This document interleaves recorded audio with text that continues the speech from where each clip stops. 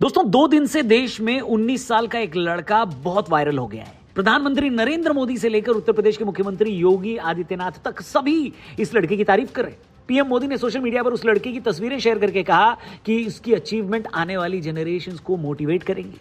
काशी में इसकी भव्य शोभा यात्रा भी निकाली गई और श्रृंगेरी शंकराचार्य ने उसे सम्मानित भी किया, जिससे सोशल मीडिया पर यह भयंकर वायरल हो गया। 19 साल के वेद मूर्ति देवव्रत महेश रेखे घनपाठी ने वो कीर्तिमान कर दिखाया है जिसे पिछले 200 साल में कोई दिग्गज नहीं कर पाया। देवव्रत ने वो कर दिखाया है जिसको पिछले 200 सालों से सनातन के बड़े बड़े विद्वान नहीं कर पाए। अब ये लड़का है कौन, इसने क्या अचीव किया है, क्या हासिल किया है और इसकी ये achievement Indian culture education system की महानता कैसे साबित करती है, इस वीडियो में इन सब की बात करेंगे। साथ ही ये भी बताएंगे कि इस लड़के की अचीवमेंट ने कैसे पूरे वेस्ट वर्ल्ड को पूरी तरह से सन्नाटे में डाल दिया है और ये एजुकेशन की आखिर कौन सी मेथोडोलॉजी है। दोस्तों 19 साल का ये लड़का महाराष्ट्र के अहिल्यानगर का रहने वाला देवव्रत महेश रेखे है, जो वेद ब्रह्मश्री महेश चंद्रकांत रेखे के पुत्र हैं। इन्होंने वाराणसी के वल्लभराम शालिग्राम सांगवेद विद्यालय में 2 अक्टूबर से 30 नवंबर तक 50 दिनों तक लगातार बिना रुके शुक्ल यजुर्वेद के लगभग 2000 मंत्रों का दंडक्रम पारायण पूरा किया। इसके बाद से भारत की सिविलाइजेशन ने दुनिया को एक मैसेज दिया है। आज सिलिकॉन वैली में यह बहस चल रही है कि क्या एआई ह्यूमैनिटी का अंत कर देगा, क्या बढ़ती हुई टेक्नोलॉजी ह्यूमन ब्रेन डेवलपमेंट को अफेक्ट करेगी। इसी बीच वाराणसी का एक 19 साल का यंगस्टर यानी जेनजी यह साबित करता है कि कुछ चीजें कभी ऑटोमेटिक चल ही नहीं सकती। पिछले 200 सालों में यह पहली बार है जब किसी इंसान ने अचीवमेंट हासिल की है। अब ये इतनी बड़ी बात कैसे है, आइए वो एक्सप्लोर करते हैं। दोस्तों सबसे पहले ये जानते हैं कि दंडक्रम पारायणम है क्या। दंडक्रम पारायण वैदिक मंत्रों को पढ़ने की सबसे कठिन मेथड है, जो वेदों के 8 तरीकों में से एक है। इसे अष्टविकृति भी कहा जाता है। इसमें शुक्ल यजुर्वेद के लगभग 2000 मंत्रों को पहले पूरी तरह याद करना पड़ता है। हर मंत्र को पहले सीधा पढ़ते हैं, उसके बाद फिर इन मंत्रों को उल्टा पढ़ा जाता है। एक एक शब्द को पकड़कर आगे पीछे घुमाकर पढ़ा जाता है। जैसे किसी नाम को ही ले लीजिए, मैथिली महेश रेखे को मैथिली महेश, महेश मैथिली, रेखे महेश मैथिली जैसे करके 92 तरह से बोला जा सकता है। यह दंड की तरह लाठी घुमाने जैसा क्रम बनाता है। रोज 4 घंटे लगातार 50 दिनों तक बिना रुके प्योर प्रोनाउंसिएशन के साथ इसे पूरा किया जाता है। यह मेमोरी और प्रोनाउंसिएशन की परीक्षा है जो गुरु शिष्य परंपरा से सीखी जाती है। यह अचीवमेंट कहीं से डाउनलोड नहीं किया गया है, किसी ने इसका प्रॉम्प्ट भी नहीं दिया। दोस्तों भारतीय सनातन संस्कृति की यह 5000 सालों की अनब्रेकेबल मेमोरी चेन का बड़ा एग्जाम्पल है। यह तब है जब भारत पर लगातार हमले हुए, हमारे लिटरेचर से लेकर मॉन्यूमेंट्स तक को नुकसान पहुंचाया गया, साम्राज्य बने, उनका पतन भी हुआ और भाषाओं में मिलावट तक हुई, लेकिन फिर भी इस तरह की मेमोरी पावर सिर्फ हमारी संस्कृति की बदौलत ही बची हुई है। सनातन शिक्षा पद्धति यानी एजुकेशन सिस्टम में पहले श्रुति से ज्ञान एक जगह से दूसरी जगह दिया जाता था। इससे 2 फायदे होते थे। पहला तो ये कि लगातार वर्बल कम्युनिकेशन से एजुकेशन जल्दी और ज्यादा से ज्यादा लोगों तक पहुंच जाता था। दूसरा, इससे लिसनिंग स्किल्स और मेमोरी स्ट्रेंथ भी बढ़ती थी।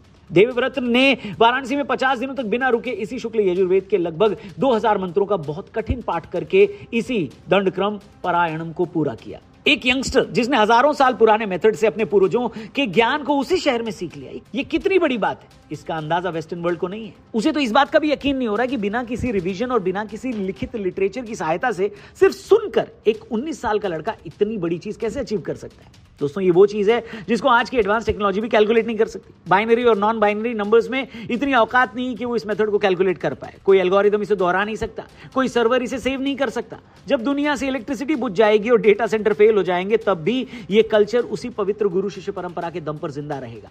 एक तरफ वेस्ट अपने लोगों और इवेंट्स को याद कराने के लिए मेमोरेबल मॉन्यूमेंट्स बनाता है और यहीं भारत देश ऐसे लोगों को बनाता है जो खुद चलते फिरते नॉलेज के मॉन्यूमेंट्स हैं। हर सभ्यता जो अपनी नॉलेज ट्रांसफर चेन को त्याग चुकी है, वो अब इतिहास के पन्नों में कहीं खो चुकी है। हर सभ्यता जो इन्हें बनाए रखती है, वो अभी भी यहां आगे बढ़ रही है, अभी भी सांस ले रही है, ठीक भारतीय संस्कृति की तरह, जहां नॉलेज ही सुप्रीम है। इसी को धर्म कहते हैं। ये इंसानों द्वारा डेवलप्ड सबसे सोफिस्टिकेटेड इंफॉर्मेशन प्रोटेक्शन टेक्नोलॉजी है, जहां एक साउंड है, ट्रेन्ड माइंड है और नॉलेज की वो अनब्रेकेबल चेन है जो सदियों से चली आ रही है। वैसे अब इस अचीवमेंट के बाद एक सवाल यह भी पूछा जा रहा है कि दोस्तों हमारे असली हीरोज हैं कौन। एंटरटेनमेंट, स्पोर्ट्स, पॉलिटिक्स से लेकर ब्यूरोक्रेसी तक में हम अपने हीरोज को ढूंढते हैं, लेकिन हमारी संस्कृति बचाए रखने वालों को हम अपने नायक, अपने हीरोज कब मानेंगे। हमारे असली नायक वो भी तो हैं जो चुपचाप अपनी परंपरा को जीवित रखते हैं। जैसे देवव्रत ने गुरु शिष्य परंपरा से वेदों को प्रोटेक्ट किया है। अरबपति और प्रभावशाली लोगों के साथ साथ ऐसे यंगस्टर्स, ऐसे जेनजी जो मेमोरी की अनब्रेकेबल चेन बनाए रखते हैं, वो भी तो देश के एक सच्चे हीरो हैं। आप इस बारे में क्या सोचते हैं दोस्तों, कमेंट करके जरूर बताना। लेकिन इंपॉर्टेंट ये भी याद रखना है, वेदों जैसे कल्चरल लिटरेचर और स्पिरिचुअल स्क्रिप्चर्स सोसाइटी को मॉरल आधार देते हैं जो इंसान को डिसिप्लिन और मेमोरी से पावरफुल बनाती है। यह परंपरा समाज को एकजुट रखती है, इतिहास सिखाती है और भविष्य की नींव रखती है। देवव्रत का काम यह दिखाता है कि ये श्रुतियां ही सोसाइटी के डेवलपमेंट का सबसे मजबूत आधार बन सकती है। लेकिन इतना अचीव करने के बाद भी जहां पूरी दुनिया देवव्रत की तारीफ कर रही है, जब देवव्रत से पूछा गया कि इतना अचीव करके आपको कैसा लगा, तो सुनिए इसने क्या जवाब दिया। अभी हमारे लिए तो कुछ अचीवमेंट हुआ ही नहीं है, अभी तो बहुत कुछ अचीवमेंट करना बाकी है।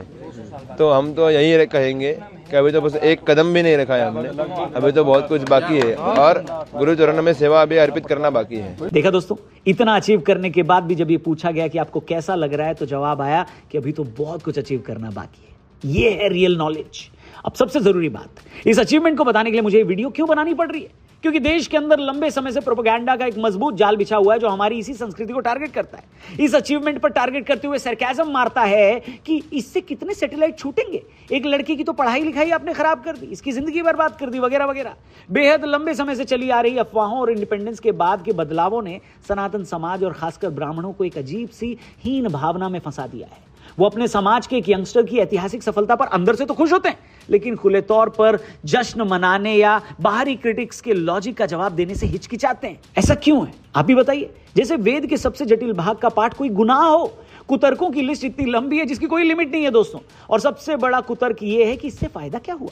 क्या हर अचीवमेंट, हेलो आप ही से पूछ रहा हूं, क्या हर अचीवमेंट सिर्फ फाइनेंशियल होनी चाहिए? इस पर एक जोरदार सवाल पूछा जाना चाहिए। चीन के एथलीट्स के गोल्ड मेडल से वहां के गरीबों का कल्याण कैसे होता बताइए? साहित्यकारों के साहित्यिक पुरस्कार से देश की इकोनॉमी में क्या इजाफा आया बताइए? नेताओं ने जो महंगी महंगी मूर्तियां बनाई हैं उससे नेशन को, राष्ट्र को क्या लाभ मिला? बीथोवेन मोजार्ट के कॉम्प्लेक्स म्यूजिक से भूखे लोगों को भोजन कैसे मिला?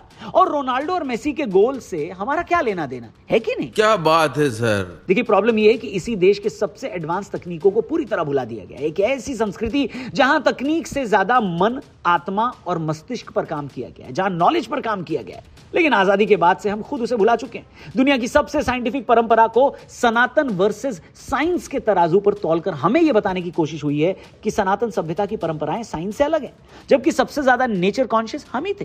पेड़ से लेकर गाय तक, सूरज से लेकर चांद तक, हमने सबको अपने त्योहारों का हिस्सा बनाया। आज हमारी उसी परंपरा का मजाक उड़ाया जाता है। आर्ट, स्पोर्ट्स, लिटरेचर या म्यूजिक को कब से जीडीपी या रॉकेट लॉन्च से तोला जाने लगा बताइए? ह्यूमैनिटी की पीक हमेशा फिजिकल और मेंटल स्ट्रेंथ को सबसे ऊपर का एक्सप्रेशन माना गया है। कल्पना करिए अगर कोई डाविंची की पेंटिंग, होमर की इलियड या टॉल्स्टॉय के नॉवेल पर यह कहे कि इससे कितने सैटेलाइट छूटेंगे, तो इस पर हंसा ही जाएगा और क्या। अपनी धरोहर पर अभिमान जगाएं, इसीलिए अपनी संस्कृति, परंपराओं और उनको प्रिजर्व करने वालों पर हमें गर्व करना चाहिए। अंग्रेज अंग्रेजी इतिहास पर, फ्रांस के लोग अपने फैशन पर, इटालियंस अपने आर्ट पर गर्व करते हैं, तो वैदिक ज्ञान की सबसे प्राचीन धरोहर और कुल परंपरा पर आप और हम गर्व न करें तो और कौन करेगा? हमारे ही देश के अंदर हमारी ही परंपरा को नीचता की नजर से देखने वालों की आंखें अगर खुलनी होती तो कब की खुल जाती। लेकिन बात यह है कि उनकी नीयत कभी सच देखने वाली रही ही नहीं।